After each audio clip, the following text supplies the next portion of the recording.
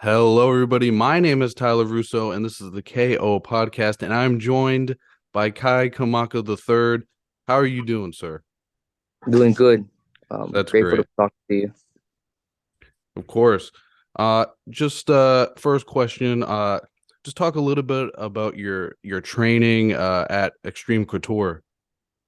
Yeah, I'm back in Vegas training at Extreme Tour with Coach Eric Nixick, Eddie Baracco, and a bunch of the other coaches that they got here. I actually came out here first to help out Jeremy Kennedy for his fight next week for Pedro Carvalho. That's awesome. That's a big fight for him. Um, and I mean, I've noticed, and I'm sure other people have noticed. It seems like you're in the best shape of your career. Just kind of talk about what can you attribute that to? Shoot, there's a lot of things. I mean, just growing as a human being, just maturing. You know, you the older you get, the less corners you want to cut, just because the window gets shorter. But I don't know. I just every day goes by. Like I love this more. Yeah, like I just enjoy. I'm I and there's a lot of parts. Just maturing. My family they allow me to just focus on fighting, and that's all. That's all I do. And then yeah, the people I have around me that that help me, the coaches that I have that help me in that facet of making sure my body's in the right shape. And um yeah, I'm mentally well to keep improving. Yeah, of course. I mean, mental health is just as important as body health, and if you're lacking with mental, it will show eventually, kind of on your body physically. But I mean, your speed, it just I know in your last fight we talked about that a little bit, but just your speed, your opponent just didn't seem to really be able to hit you cleanly. That's what I noticed a lot. Like you're really popping in and out of the pocket. Is that was that something for that fight? Or is that's just how you fight all the time? No, it's not how I fight all the time, but that's something that I've been focusing on, just because that's one of my athletic gifts is or actually one of my gifts is being athletic. um I grew up, with playing a lot of different sports, putting my body through all different types of movements. So being athletic is probably one of my biggest assets. So the only way to use that is to fight like that, right? And so that's been a big emphasis of what I wanted to do is just improve on a fighter, is just being more athletic. It's not something that I gotta go reaching for. I'm already athletic, so just bringing it out. hmm Of course. And just kind of talk about Bellator 295 and what it means for you personally to fight in Hawaii. Yeah, it's a in fighting in general it's a big deal to me. Just being able to do this as a professional at a high level, that's all I ever dreamed of. And then to get to go back home and fight at a high level, you cannot take it for granted. I mean, uh, just not many people get to travel back home in a like a level promotion or premier promotion in their hometown, in a arena that they grew up performing at for wrestling, or just yeah, for any big deal. That's the arena to go. Any big concert, it's there. Any big event, it's there. So yeah, it's a big deal. And so you don't want to take it for granted, because it could be worse. You could be not fighting. It could never have the chance to fight at home in a high level, right, in your hometown. So Yeah, I mean, we just saw that with Volkanovski last weekend. I mean, he's pound for pound, the best in the world according to the rankings, and he just got his first fight in a long time on his home soil.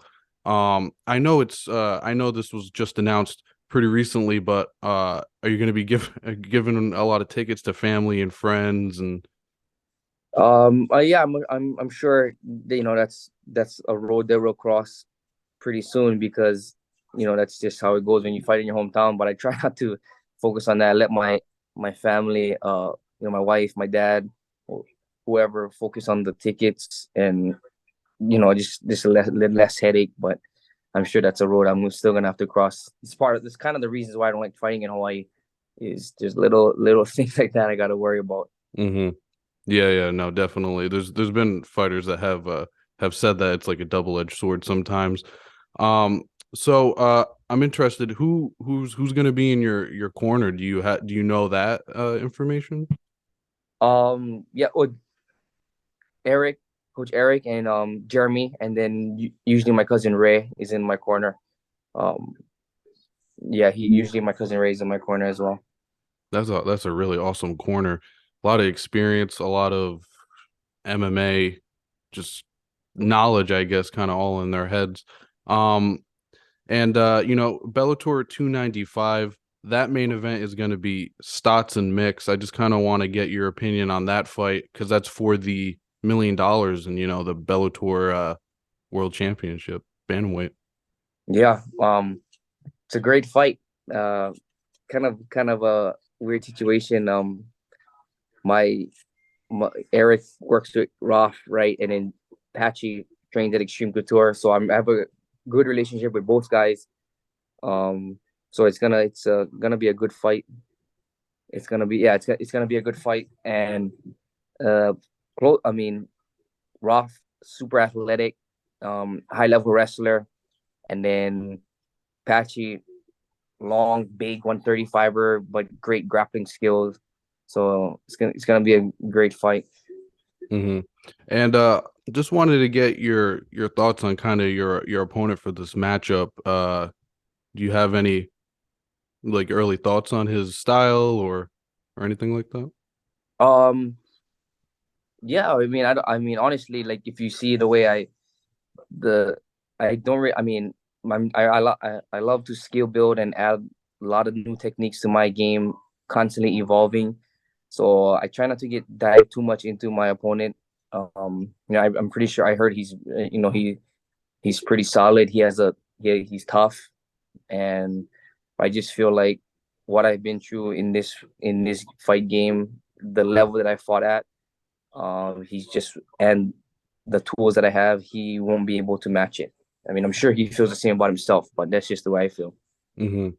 And so you're talking about the arena that a lot of, all the big events kind of in the area are there. How many times have you been there as like in the crowd? Like as a kid, did you ever picture this moment of you kind of being in this arena as, a fighter or anything of that sort?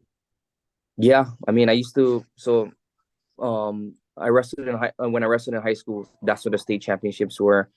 And then as a kid, a lot of my family members, my uncles, they fought there. Like the biggest fights in MMA history have happened there. And if you go back to early MMA history in the '90s, a lot of big fights happened at the Blaze Arena.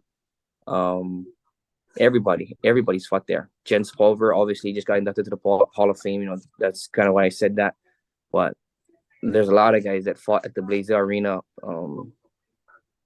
BJ Penn fought Takanori Gomi in this arena. There's just a lot to name. Um, I mean, my uncle Nico Vitale, he fought Mayhem Miller and Robbie Lawler in that arena. So yeah, and there's many more. I'm missing a ton of fights that happen at this arena, and along with Bellator coming to Hawaii, but there's a lot of MMA history that happens in Blaisdell Arena, which what makes it big for MMA true MMA fans that know MMA know that Blaisdell Arena has held a lot of big fights in the history of MMA, Hmm. and for Bellator to keep going back there. And a lot of these guys that's fighting there, they don't even know what fights went on in that arena. Just too young, and I was just luckily to be exposed to that at a young age.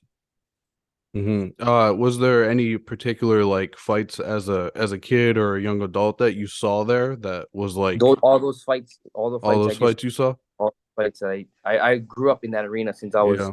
since I was a kid. I mean, the early '90s, I was my family was already in big fights, and those are fights that um I seen with my own eyes, like Jens Pulver from my uncle Bozo in that arena. So I mean, if you know MMA, if you history, you know that Blaze Arena held like Super Brawl and the biggest events that that led up until this point.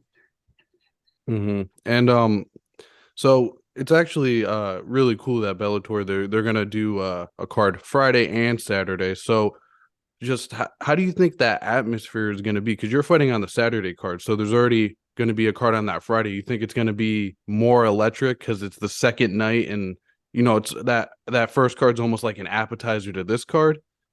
Yeah, 100%. I mean, um, more. I think the more premier, at least for like fights are gonna be on Saturday. Friday night is a military card, um, and then but there's still gonna be a lot of good fights. Like my cousin McCall Cooper, he fought last year on the Friday card. Um, there's a lot of good fight. Joey Davis fought on the Friday card a couple years back. So I mean, there's a lot. AJ McKee fought on the Friday card a few years back. So there's the Friday card. It's still gonna be solid. It's just it's tailored to like it's for the military for the U.S. That's awesome. That's great. And just yeah, like you said, Bellator they just keep coming back to Hawaii. I don't remember the last time the UFC's ever been to Hawaii. I No, don't think they've been and ever, no. which is pretty crazy because you would think, but but yeah, Bellator they keep, especially even in Dublin too, like they're always there. So I mean, Bellator they always do a good job at really expressing their brand worldwide as much as they can. Even during the pandemic, they were kind of putting on, I think, a couple international shows where guys were, I believe. So I mean, Bellator, big shout out to them. They always try to put on, the best fights in front of the best fans in the world, not just in the United States. Um, I mean, Hawaii just, they probably, like you said, they don't see as much professional mixed martial arts, but how is the regional scene in Hawaii? I'm really interested to kind of dive into Um, that a little bit. I mean, the regional scene is strong but small. So like guys end up fighting each other. I mean, you kind of get uh, there's a small pool of fighters. And then they got so yeah, it's really strong as far as skill, but small in quantity of like the number. We're just an island or a few islands that are fighting each other over and over. So eventually you're gonna run out of guys to fight. So you got to fly guys in, and then it's hard for guys in Hawaii to get fights out because promoters don't want to pay for us to get out. So a lot of times we got to pay our own way just to get our name out. Wow. Wow. Well, Kai, I appreciate your time as always. I know you were just training earlier, so I'm sure you want to take a rest. I appreciate your time, and I hope to talk to you soon. Thank you, buddy.